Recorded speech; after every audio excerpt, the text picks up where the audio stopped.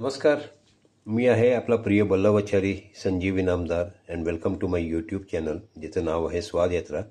आणि स्वाद यात्राच्या ह्या एपिसोडमध्ये आपण बनवणार आहोत काजू कतली, जी मी काही व्हिडिओज मी पाहिले, काही लोकांनी केलेले, आणि त्याच्यावरनं थोडीशी काय म्हणतो आपण इन्स्पिरेशन घेऊन मी पण एक घरात प्रयत्न करतो आहे काजू कतली करायचा. तर त्यासाठी मी इथे 250 ग्रॅम्स काजू घेतला, ॲप्रॉक्सिमेटली पाव किलो. आणि त्याची मी अशी फार फाईन पावडर नाही केली, थोडीशी अशी दरदरीत म्हणतो ना आपण, रवाळ टाईप अशी पावडर केली. कारण मला तो काजूचा जो फील असतो बेसिकली तो त्या काजू कतलीमध्ये पाहिजे होता, म्हणून थोडंसं रवाळ टाईप असं पावडर करून घेतली. आणि त्यामध्ये साधारण एक 50 ग्रॅम ही मिल्क पावडर घातली आहे. आता ह्या काजू कतलीच्या रेसिपीमध्ये आपण साखर किंवा गूळ किंवा मध किंवा आर्टिफिशियल स्वीटनस असे कुठलेही प्रकार वापरणार नाही आहोत. तर त्यासाठी आपण ही फक्त काजू पावडर आणि मिल्क पावडर आपल्याला थोडासा स्वीटनेस आपल्याला जो पाहिजे तो देऊ शकतो. आता ह्याच्याबरोबर मी थोडीशी ह्याच्यामध्ये एक फ्लेवरिंग म्हणून, ॲक्च्युली काही गरज नाही, बट पाहिजे असेल तर आपण थोडंसं ही वेलदोड्याची पूड जी आहे ती मी ह्याच्यातच मिक्स करणार आहे. एक साधारण एक क्वार्टर टीस्पून म्हणायला हरकत नाही. आणि घरची असल्यामुळे मी नंतर दूध जेव्हा घालणार आहे याच्यामध्ये, तर दुधामध्ये थोडंसं केशर घालणार. बस आपल्या घरची काजू कतली असल्यामुळे बाहेर कमर्शियली हे सगळं परवडणं शक्य नाही आहे. तर त्यासाठी आपण हे आता काजू कतली करायला तयार सुरू करू. चला तर पुढची प्रक्रिया सुरू करू. तर इथं मी एक कढई घेतलेली आहे, जी आता गॅस पेटवून गरम करून घेतो. आणि गरम करता करता त्याच्यात आहे ना, आपण आता पहिला काय घालायचं असेल तर आपण साधारण एक 200 ml दूध घेतलं आहे मी. पाहिजे तर तुम्ही जास्ती पण घेऊ शकता, तर मी इथं 200 ml घेतलेलं आहे. आणि आता हे दूध गरम व्हायला ठेवायचं आहे आपल्याला. मी मगाशी म्हटलं तुम्हाला की घरचीच काजू कतली असल्यामुळे आपण त्याच्यामध्ये थोडेसे सॅफ्रन और जे आपण थोडेसे काड्या घालू आपण याच्यामध्ये. त्यांनी एक चांगला कलर पण येईल आणि एक चांगला सुगंध पण येईल. तर त्यासाठी आपण ही घरची असल्यामुळे करू शकतो. तर ते करायला हरकत नाही. ट्राय करून पहा, तुम्हालाही आवडेल. दूध आपलं गरम होत आलं आहे, तर आता आपण थोडंसं बारीक करू गॅस आणि हे ढवळून घेऊ. आणि आता ह्या दुधात आहे ना, आपण आपली काजू आणि मिल्क पावडरची जे मिक्सचर केलेलं आहे ते आपण आता हळूहळू घालून ते मिक्स करू.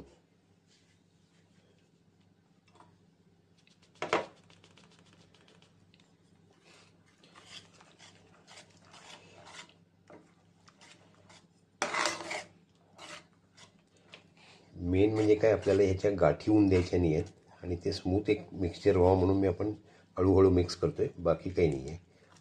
नाही तर गाठी एकदा झालं की मग ते मजा येणार नाही खायला आपल्याला.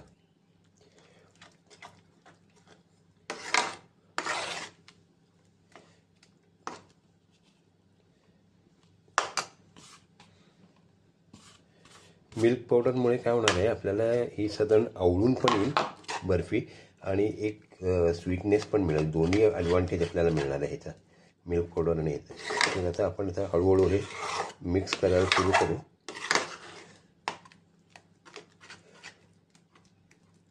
हे बघितलं का तुम्ही रवाळ स्ट्रक्चर त्याचं, अगदी गुळगुळीत ही झालेली नाही आहे. तर आता आपण थोडा हळू शिजत ठेवू. आणि एकदा ती घट्ट झाली की ती साईड सोडायला लागेल, त्याचं तेल सुटायला लागेल काजूचं. त्यावेळेला आपण परत एकदा याला ढवळत राहायला कंटिन्युअसली. हे कंटिन्युअस ढवळत राहणं फार गरजेचं आहे, कारण काजूची एक खास प्रॉपर्टी असते, ती अशी चिकटायला बघते खाली. आपण तरी दूध घातले त्यामुळे थोडंसं त्याच्यात तो वी आर अवॉइडिंग दॅट हे म्हणतो ना आपण प्रक्रिया. पण असं ढवळत राहणं फार गरजेचं आहे कंटिन्युअसली. आणि तुम्ही पाहत असाल मी असं प्रेस करून त्याला हे करतो आहे बेसिकली सगळीकडे हीट व्यवस्थित लागावी म्हणून. आणि तुम्ही आता लक्षात आलं असेल तुमच्या की हळूहळू ही वडी जी आहे काजूची ती बॉटम सोडायला लागली. हे पहा, हार्डली किती 5 मिनटंही लागली नसतील हे करायला. तुम्ही पण करून पहा आणि तुम्हालाही लक्षात येईल हळूहळू. आणि करता करता तुम्हालाही लक्षात येईल की कधी झाली आहे म्हणून. तरी आपण त्याचे काही साईन्स अँड सिम्पटम्स असतात. आपण म्हणतो ना एखादा पदार्थ तयार झाल्यानंतर त्याचे काही इंडिकेशन्स असतात. ते इंडिकेशन्स आपल्याला मिळतातच. हे बघा, एक तर कडा सोडायला लागला, बॉटम सोडायला लागला आणि तूप सोडायला लागला. हे तिन्ही हे बघा, हे जरासं तुम्हाला जी शाईन ग्लेज दिसते ते बिकॉज त्याचं आता तूप बाहेर यायला लागलं आहे. काजू कतली आपली ऑलमोस्ट रेडी होत आली आहे. पण तुम्ही आता पाहिलं तर हे आरामात कडा सोडायला लागले सगळे. बॉटमलाही चिकटत नाही आहे कारण आता काजूनी आपलं तूप सोडायला सुरुवात केली आहे. फक्त आपण मिल्क पावडर घातल्यामुळे ती जरासं लवकर आवळून आली, नाही तर आणि थोडा वेळ लागला असता. पण मी आत्ता जस्ट पाहिली ह्याची चव थोडी 1-2 सेकंदापूर्वी. आपण म्हणतो ती मार्केटची जी काजू कतली असते ती आपल्याला खायला याच्यासाठी आवडते कारण त्याच्यामध्ये शुगर कंटेंट खूप असतो, त्यामुळे आपल्याला इमिजिएटली आवडते. ही ॲब्सोल्युटली शुगरलेस असल्यामुळे थोडीशी आपल्याला कमी स्वीट लागेल, पण काजूचा जो फ्लेवर आहे तो तुम्हाला 100% येणार आहे त्यामध्ये, जो तुम्हाला बाहेरच्या काजू कतलीमध्ये फार कमी बघायला मिळतो आजकाल. याच्यामध्ये एकतर काजूच्या ऐवजी मला वाटतं बऱ्याच वेळेला मगज बीचं इन्क्लुजन असतं वाढवण्यासाठी, आणि परत साखरेचं प्रमाण खूप असतं आणि त्याच्यानेच ते वजन वाढून जातं. आता आपण बघणार आहोत ही काजू कतली वजन करून नंतर की किती होते याचं वजन ॲक्च्युली, आणि ह्याचा तुम्हाला मी कॉस्टिंगसुद्धा सांगेन व्हिडिओ संपल्यानंतर. काजू कतली आपली झालेली आहे. आता मी ताटाला एका मस्तपैकी थोडंसं तूप लावून घेतो, नाही तर लोणी लावून घेतो आणि त्याच्यावर मग आपण ही थापून देऊ. ताटाला आपण तूप लावून घेतलेलं आहे आणि आता त्याच्यात आपण बनवलेली काजू कतली जी आहे ती आपण ह्याच्यामध्ये घालून त्याला पसरून घेणार आहोत. जाडी आपल्या हिशोबाने आपण ठेवू शकतो, पण घरातली असल्यामुळे आपण थोडंसं जाड केली तरी हरकत नाही. आपणच खाणार आहोत, कोणाला विकायची नाही आहे. विकायची असती तर मग आपण जरा जास्ती दिसावी म्हणून आपण पातळ करू शकलो असतो.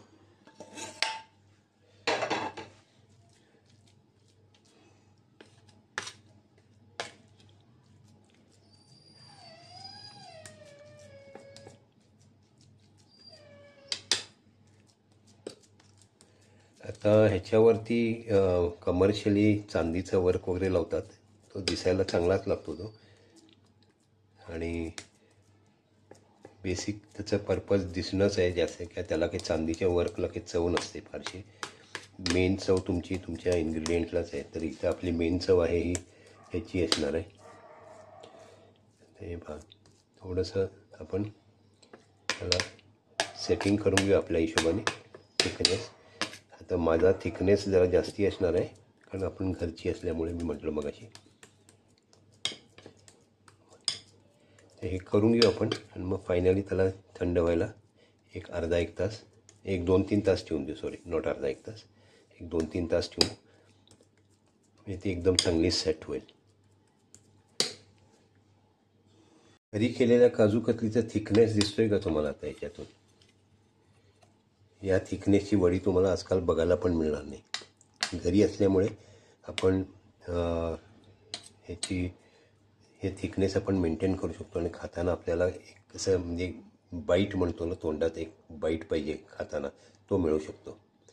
तर आता ह्याला 2-4 तास आपण जरासं थंड व्हायला ठेवू. थंड झाल्यानंतर आपण त्याच्या वड्या कापून मग आपण खायला घेऊ.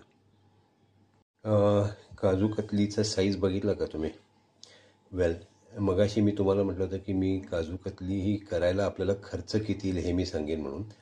तर ॲप्रॉक्सिमेटली ह्या स्थितीमध्ये आपण जे इन्ग्रेडियंट्स वापरले आहेत त्याच्यामध्ये जसं 1/2 किलो काजू तुकडा बेसिकली, त्याच्यानंतर 50 ग्रॅम एक साधारण ॲप्रॉक्सिमेटली और 4 टेबलस्पून म्हणा की मिल्क पावडर, आणि हे काय एक 250 ml 250 ml दूध, याची सगळी मिळून कॉस्ट आपण काढली तर साधारण एक 240 रुपये येते.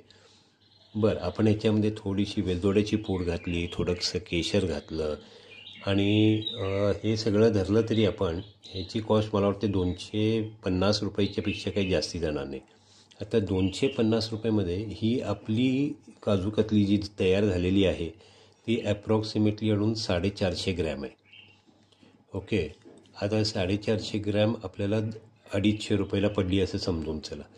तर तुम्हाला 1 किलोची कॉस्टिंग किती होईल? जास्तीत जास्त अगदी माझ्या मते 500 रुपये, त्याच्याविषयी जास्ती होणार नाही 1 किलोला. आणि आज आपण किती मोजतोय काजू कतली विकत घ्यायला?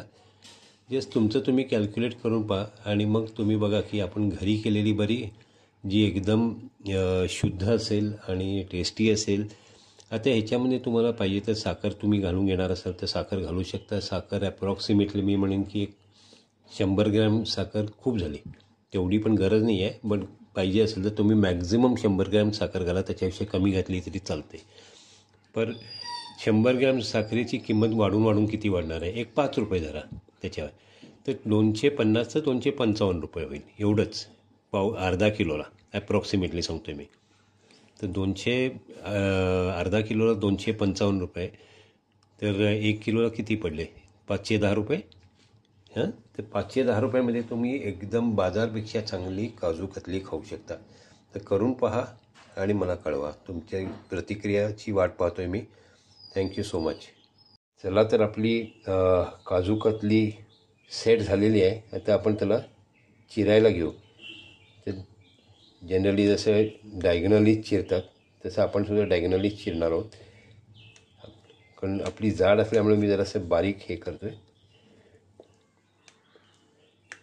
नाही तर खूपच मोठी होईल ती खाताना एक एक पोर्शन. तर चला, मी आधी चिरून घेतो ही ह्याच्याप्रमाणे. चिरून घेतली. आता आपण दुसरा डायगोनल त्याचे फोडी करायला चालू करू.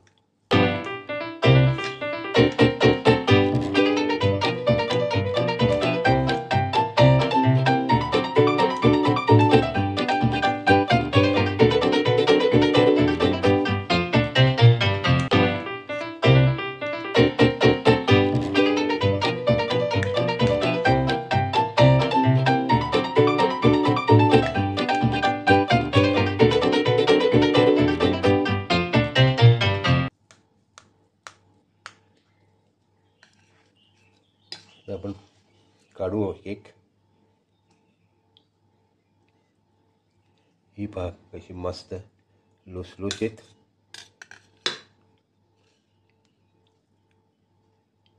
अगदी सॉफ्ट काजू कतली आपली. चव घेऊन बघतो मी एकदा. पूर्ण काजूचा स्वाद, ॲब्सोल्युटली कुठेही चुकत नाही काजूचं. हे माफ करून बघा, तुमचीही चुकणार नाही आहे. तर कीप वॉचिंग स्वादयात्राचा हा एपिसोड प्लस बाकीचे आमचे जे काही रेसिपीज आहेत ते पण वॉच करा. आणि तुमचे लाईक्स आणि शेअर करा तुमच्या मित्रांबरोबर आवडली असेल तर ही रेसिपी. Thank you so much.